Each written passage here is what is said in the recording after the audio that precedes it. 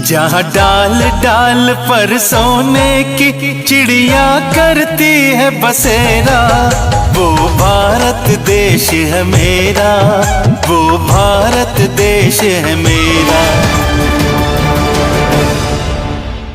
नमस्कार, शासन पक्ष में आपका स्वागत है। मैं हूं आपके साथ डीपी ओझा और इस समय हमारे साथ बात करने के लिए मौजूद हैं भाजपा सादतपुर मंडल के महामंत्री लक्ष्मण सिंह डबोला जी। बात करें आप भारतीय जनता पार्टी के, अगर हम सादतपुर वार्ड के आप महामंत्री हैं और जो प्रधानमंत्री जी ने जो आह्वान किया है 13 तारीख से लेकर 15 तारीख तक हर घर तिरंगा, घर घर तिरंगा। अपने समस्त क्षेत्रवासियों को 15 अगस्त से पूर्व में ही बहुत बहुत शुभकामनाएं देता हूं। जो 75वीं अमृत महोत्सव, वर्षगांठ का अमृत महोत्सव पूरा देश मना रहा है।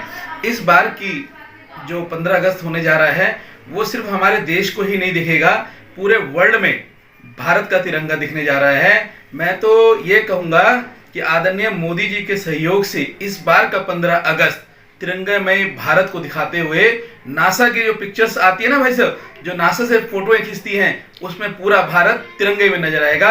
इसके लिए मैं बहुत बहुत आभार प्रकट करता हूं आदरणीय मोदी जी का, जिन्होंने समस्त देश के अंदर एक देश प्रेमी की, एक देश की जो भावना 15 अगस्त के रूप में होने चाहिए उसको बहुत मजबूती से जगाया है। और हम भारतीय जनता पार्टी के सभी कार्यकर्ता हर घर तिरंगे के अभियान को हमने भी योजना बना ली है। हर 12 तारीख से हम लगातार अपने क्षेत्र में घर घर जाकर के तिरंगा लोगों को देंगे और आह्वान करेंगे सभी लोग अपने घरों पे तिरंगा लगाएं।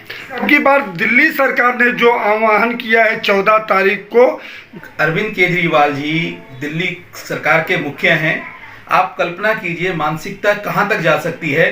14 अगस्त पाकिस्तान का आजादी का दिवस है जो ये भारत में मनाने जा रहे हैं। मैं चैलेंज के साथ कह रहा हूं, ठीक 14 अगस्त को पाकिस्तान अपना आज़ादी का दिवस मनाता है कि जब, और हमारे लिए ये एक अंधेर काल का, भारत के लिए एक अंधेरा दिवस है 14 अगस्त, क्योंकि 14 अगस्त को हमारे देश का एक टुकड़ा हुआ। और अरविंद केजरीवाल जी इसको सभी लोगों से कह रहे हैं कि सभी लोग तिरंगा लें 14 अगस्त को और राष्ट्रीय गान गाएं। मैं समझ नहीं पा रहा हूँ क्या 15 अगस्त को क्या दिक्कत है। उसमें हम भारतीय जनता पार्टी का कोई झंडा लेकर के तो नहीं घूम रहे हैं। जो अब मोदी जी ने आह्वान किया, आप प्रदेश के मुख्यमंत्री हो, वो देश के प्रधानमंत्री हैं, उन्होंने आह्वान किया कि 15 अगस्त को सभी लोग तिरंगा लगाएं। मैं समझता हूं कि एक अच्छे मुख्यमंत्री होने के नाते अरविंद केजरीवाल जी को नरेंद्र मोदी जी के साथ आगे बढ़ करके हर घर तिरंगा जो लगाने की योजना है, जो लोगों के साथ जुड़ने का प्रयास है, उसमें इनको आगे आना चाहिए था। मगर इन्होंने देश को खंडित करने वाली फिर एक बार बयान दिया कि 14 अगस्त को हम मनाएंगे, जहां 14 अगस्त के दिन देश का एक टुकड़ा हुआ और पाकिस्तान बना।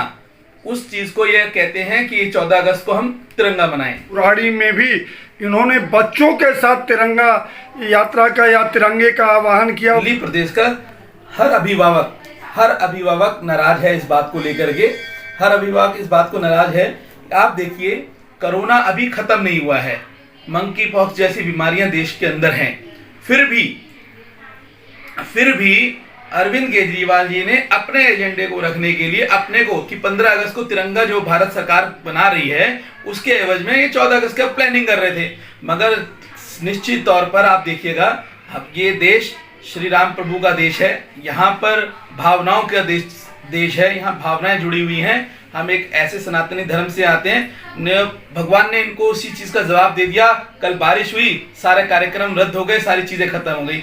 आप कल्पना कीजिए जिन बच्चों की RT-PCR नहीं हुई है, कैसे संक्रमित बच्चे भी वहां हो सकते थे। इतनी सारी संख्या को इकट्ठा कर देना और वो भी बच्चों के भविष्य के साथ खिलवाड़ है। मैं समझता हूं कि अरविंद केजरीवाल जी के पास कोई योजना नहीं है। ये सीट पे जिस तरीके से बैठे हैं उसका ये सही से पालन नहीं कर पा रहे हैं।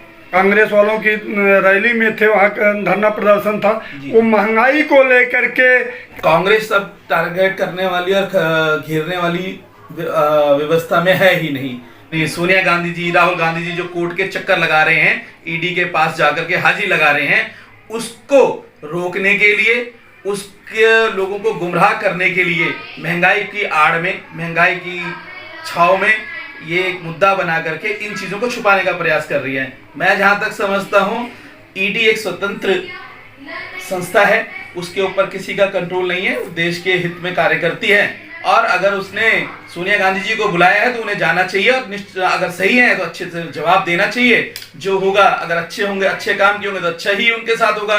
क्यों कांग्रेस घबरा रही है? ये तो हर किसी के साथ होना है।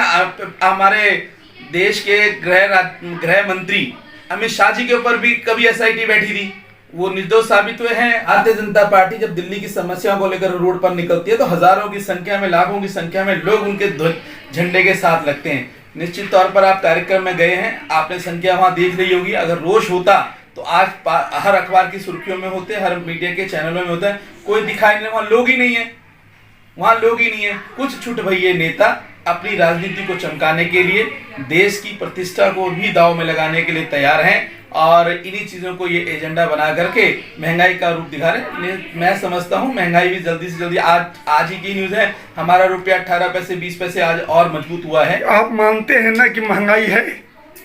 देखिए, महंगाई है, महंगाई आज भारत ही नहीं पूरे संसार में है, पूरे संसार में महंगाई है। और जो महंगाई होने का मुख्य कारण, मैं पिछली बार भी किसी के साथ बैठा था, चर्चा में था विषय, महंगाई होने का मुख्य कारण भी एक 2-2.5 साल से जो कोरोना से हम चारों तरफ से घिरे हुए थे, हम कुछ काम नहीं कर पा रहे थे, कोई बिजनेस नॉलेजमेंट नहीं हो पा रही थी।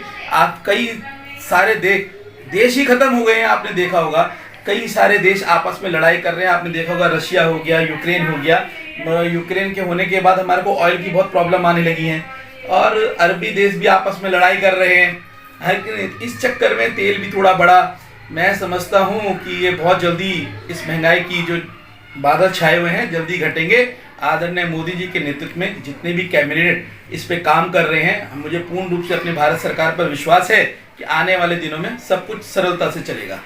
किस तरह से महंगाई की मार से बचेगी जनता? जो कोरोना काल में हम लोगों ने इतना झेला, इतना दर्द सहा और आज हम उन चीज़ों से दूर होते हुए चले गए हैं। सभी लोगों को बूस्टर डोज तक भारत में लगी है। भारत जैसे विशाल देश में जहां लोग कह रहे थे यदि कोरोना भारत में एंटर हुआ तो बहुत बुरे हाल होंगे, मगर कुशल नेतृत्व, आदरणीय नरेंद्र मोदी जी का कुशल नेतृत्व ने साबित करके दिखाया कि भारत एक विकसित देशों में अग्रणी श्रेणी पर आ रहा है। उन्होंने सब चीज़ें कंट्रोल करी। जब हमारा हित बचा, जब हमारे प्राण बचे हैं, निश्चित तौर पर हम इस महंगाई को भी खत्म करने में कामयाब होंगे। मेरा यही आह्वान है, आने वाले 15 अगस्त को हर घर तिरंगा लगे और पूरा भारत एक सुर में बोले भारत माता की जय। नरेंद्र वाला जो सुनहरा भविष्य भारत का है वो तिरंगे के रूप में भारतीय जनता पार्टी के साथ दिखेगा।